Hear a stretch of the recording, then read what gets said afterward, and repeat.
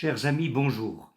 Dans un message précédent, j'ai souligné 3 caractéristiques d'une vie de prière satisfaisante, à savoir, la prière doit être fidèle, elle doit être vigilante et elle doit être reconnaissante.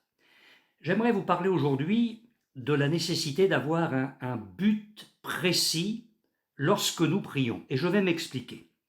Mais lisons tout d'abord dans l'Épître aux Colossiens au chapitre 4, verset 3.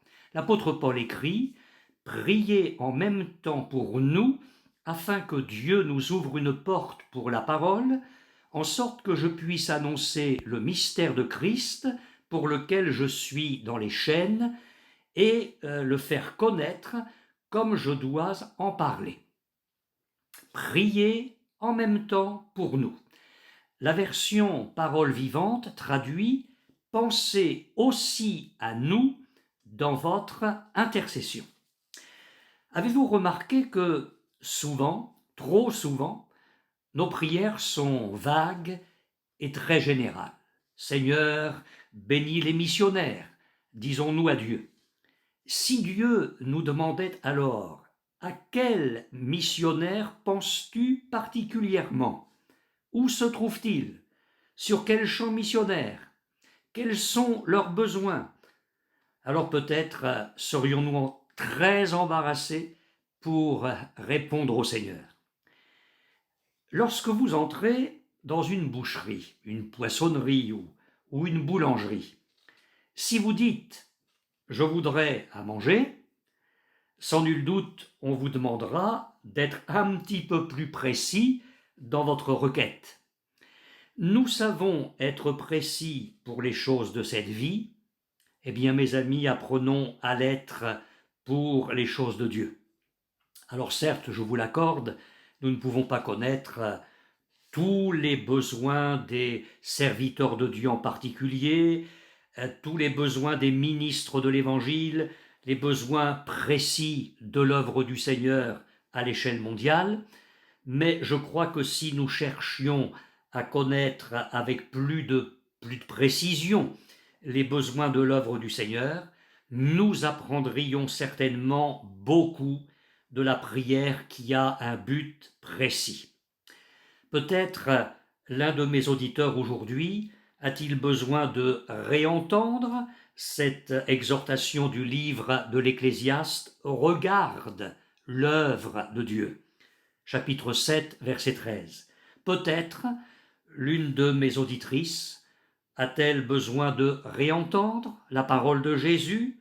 Regardez les champs qui déjà blanchissent pour la moisson. Évangile de Jean, chapitre 4, verset 35. Notre connaissance des personnes, de leur situation, de leurs besoins, de leurs souffrances change nos prières. Si nous pouvions prier pour des besoins précis, cela ferait une grande différence, parce que nous saurions alors quand Dieu a répondu, et nous pourrions le louer pour cela. Est-ce notre manque de foi qui nous pousse à prier de manière générale et non de façon précise, à moins que ce ne soit de l'ignorance, de la négligence, voire de la paresse. Chers amis, je voudrais vous dire quelque chose d'important. Le but de la prière n'est pas l'accomplissement de la volonté de l'homme au ciel, mais l'accomplissement de la volonté de Dieu sur la terre. Prier, ce n'est donc pas de dire à Dieu ce qu'il doit faire ou ce qu'il doit donner. Alors, cela vous étonne ? Vous n'êtes pas d'accord avec ce que je suis en train de vous dire ? Prier, c'est demander à Dieu ce que lui veut faire et ce que lui veut donner conformément à sa volonté. Rappelez-vous les paroles de l'apôtre Jean. Nous avons auprès de lui cette assurance que si nous demandons quelque chose selon sa volonté, il nous écoute. Et si nous savons qu'il nous écoute, quelque chose que nous demandions, nous savons que nous possédons la chose que nous lui avons demandée. Première épître de Jean, chapitre 5, les versets 14 et 15. En lisant la parole de Dieu et en restant en communion avec notre Père céleste, nous découvrons sa volonté et ensuite nous lui demandons avec confiance de faire ce qu'il a prévu.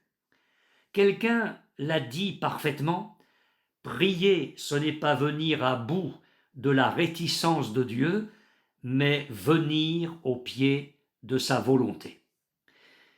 Je voudrais, avant de conclure, préciser un autre point concernant nos prières.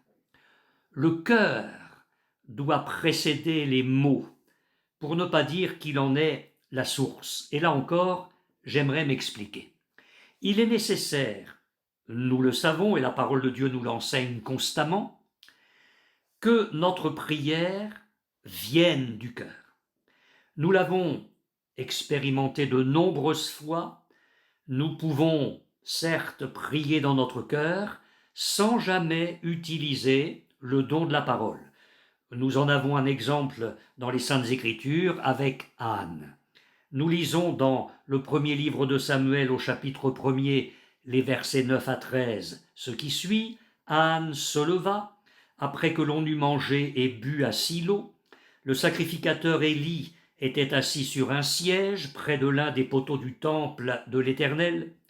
Et l'amertume dans l'âme, elle pria l'Éternel et versa des pleurs. Elle fit un vœu en disant « Éternel des armées, si tu daignes regarder l'affliction de ta servante, si tu te souviens de moi et n'oublie point ta servante, et si tu donnes à ta servante un enfant mâle, je le consacrerai à l'Éternel pour tous les jours de sa vie, et le rasoir ne passera point sur sa tête. » Comme elle restait longtemps en prière devant l'Éternel, Élie observa sa bouche. Anne parlait dans son cœur et ne faisait que remuer les lèvres, mais on n'entendait point sa voix. Mais dans ce cas également, lorsque nous prions comme Anne l'a fait, lorsque nous prions dans notre cœur, nous employons quand même des mots, même si nous ne les exprimons pas à haute voix. Une prière sincère doit d'abord venir du cœur, que les mots soient ensuite exprimés ou non. Les paroles de David, prononcées dans l'un de ses psaumes, peuvent être une belle illustration de la prière dans laquelle les pensées du cœur et les paroles de la bouche sont en plein accord. Si tu sondes mon cœur, si tu le visites la nuit, si tu m'éprouves, tu ne trouveras rien. Ma pensée n'est pas autre que ce qui sort de ma bouche. C'est le psaume 17, verset 3, et nous disons Amen.